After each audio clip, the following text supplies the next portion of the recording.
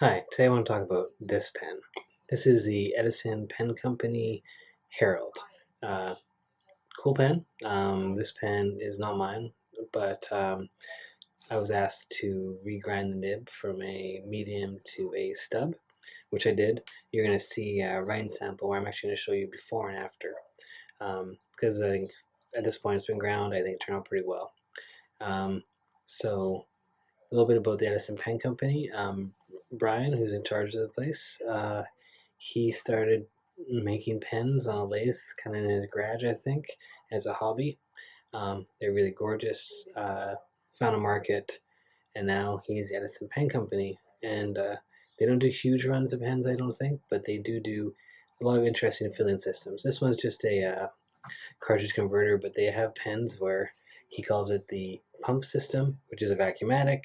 He's got one he calls a pneumatic system, which is the same as the Schaefer Touchdown, or that also is in the Pen for Men or Snorkel. So he's kind of reviving interesting old filling techniques from the vintage pens, which is great. Love that. So what I'm going to do is talk about this pen. I'll give you some. I'll show you the parts of the pen. I'll give you some ratings out of 5, rating the design, the comfort, and the writing experience. And then I'm going to do the writing sample before and after the grind, and then we're done. So let's look at the parts of the pen. We'll start with a cap. So it's got a pretty clear bullet shape, quite pointy here. Comes out there. There's no writing on it. This is actually two pieces here, but they're sealed together. And the clip, because this is kind of translucent, this acrylic, you can actually see the gold of the clip in there, but that's actually right inside the pen. And it's gold colored clip, and then it's actually pretty springy, and it clips, which is exactly what you want out of a clip on a pen. And it's got kind of a round and ball, but just on the inside, it does the job. And because of the nature of this acrylic, the translucency, you can see the threads inside there. And there's actually a lot of threads, but they hold well and they turn smoothly. Brings us to the barrel of the pen. So it's nice, when you look at it all together, it's a nice kind of torpedo shape almost. It's pretty pointy on the ends, and the cap's obviously wider because you can post it, but it's balances really nicely. And you can actually see here this acrylic really does have a kind of a vintage feel, even though it's also does. You can also tell it's a modern pen. But the nice yellows, rich, like kind of browns to blacks, reddish colors in there, really kind of feels like fall. Maybe it's a nice fall pen. I can see that put in a really nice, I don't know, Noodler's Apache Sunset or Diamine Oxblood or something in there. Look really good. Nice thing about the Edison pens is because it kind of have a little bit of vintage touch to them, is that they actually put imprints on their pens. This one says Edison Pen Company Herald. No date stamps or anything, but just kind of a nice semi-vintage feel. Now, again, it's acrylic, and you can kind of see what's going on. You can kind of see the cartridge converter inside there. Not really showing up so much on the video, but in person you can kind of almost see through it, which is kind of neat.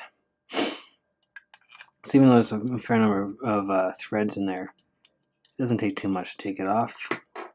There's a step down from here to there, but it's a little bit of a sharp edge, but not like it's a distinct edge. It doesn't really bother you. And then nice, relatively smooth threads. And then you have the section, which is the same acrylic as the body, which I like. I always like that. Nice size, fits nicely. And you get this relatively large nib. Compare it to my index finger. So yeah, it's a fair size nib. Has the Edison Pen logo, which is a nib, kind of looks like a what do you call it? A light bulb. It says Edison and a medium, which is what this once was, but this has been stubbed by me. And then just a pretty basic feed. So yeah, it's nice that they have and then there's scroll work going up around, and it's two-tone. Edison nibs are nice. They are smooth to begin with. Nice big sized nibs. Inside the pen, it's got a cartridge converter. Right now I have Noodler's Ottoman Azure, I believe is the name of the ink. I'm not sure if it's made anymore. And then it's just a standard international cartridge converter, but it's a big one. So those are the parts of the pen. Give you some ratings. Writing sample showing you both the non. So those are the parts of the pen. Let's look at the ratings. So for design, I'm gonna rate this pen a 4. I like it a lot. I think that it has a modern yet with a vintage tinge feel. It got a cool shape. The color is great. There's a beautiful acrylic. The kind of semi-translucency of it's good. The imprint being the imprint of is just got a nice, really cool touch. The thing I mentioned earlier, Brian makes these pens out in the Midwest, the United States, where there's such a long history of pens. He's kind of keeping that alive, which is great. So design, you get a 4. I like it. Clip's nice too. Nothing too special, but it works, and it's this gold color works well with the color of the acrylic. For comfort, give it a pen of 4. Good size for my hand, fits really nicely.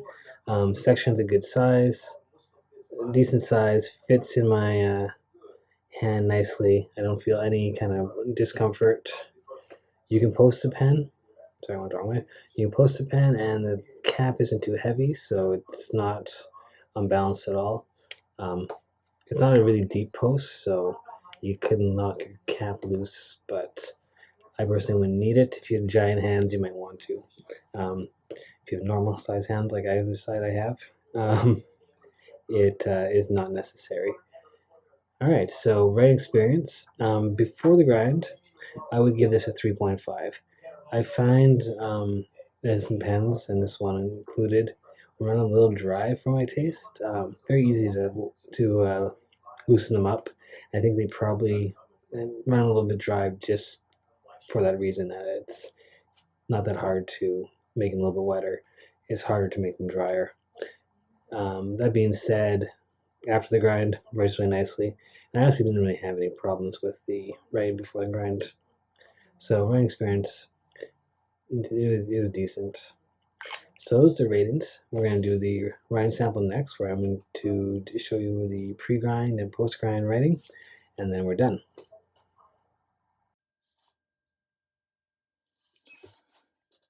Okay, so this is the pre-grind writing sample. So this is Edison Pen Company. This is the Herald, and it's a medium and some sort of black ink. I'm going to some space here so I can compare it with the ground one. So the quick brown fox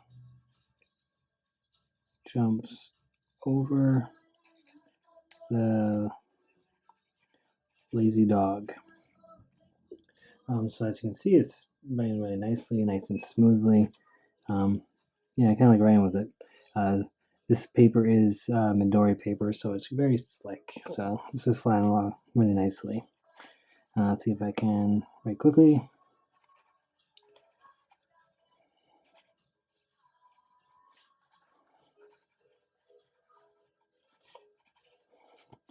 So definitely keeps up when I'm writing quickly. Wetness. Well, this paper is going to take a while to dry just because it's so slick, but it's actually a pretty decent flow coming out of this pen. Nice and wet. And then not really any line variation to squeeze out. It's not really the point of this pen. So that's so the last thing I'm going to do is I'm going to make some up and down lines, make some side to side lines, and make some loops. and we'll compare those to after the grind. Anyways, I'm going to go grind this, and then I'll be back. Before I had a pretty consistent line. Now, as you can see, there's quite a bit of variation between the downstrokes and the upstrokes, or the up and down and the across, which is a point of making a stub nib because of the natural line variation that comes. So let's do some writing. So this is the Edison Pen Company Herald. Now it's got a stub nib. So it's not the widest stub, and that's because it started with a medium. If I started with a broad, it would have been a broader stub, and when you start going from a fine, there's quite a bit less line variation. So let's do some writing.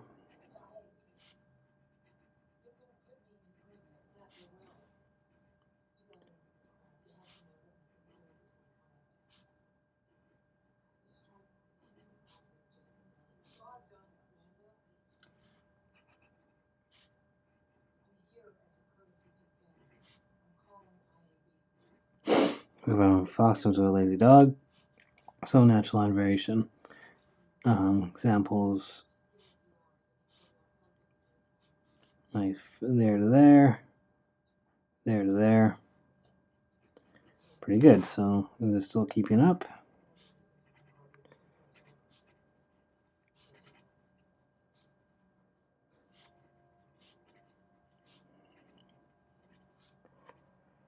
It does.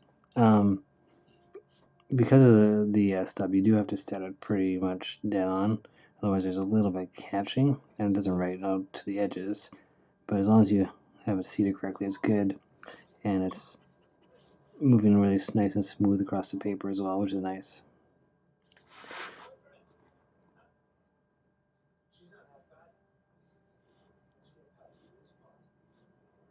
There you go. So that's pretty much what grinding a medium to a stub looks like. I'm pretty happy with how this turned out. So hopefully the guy who owns this pen feels the same way. And that's about it. So thanks for watching.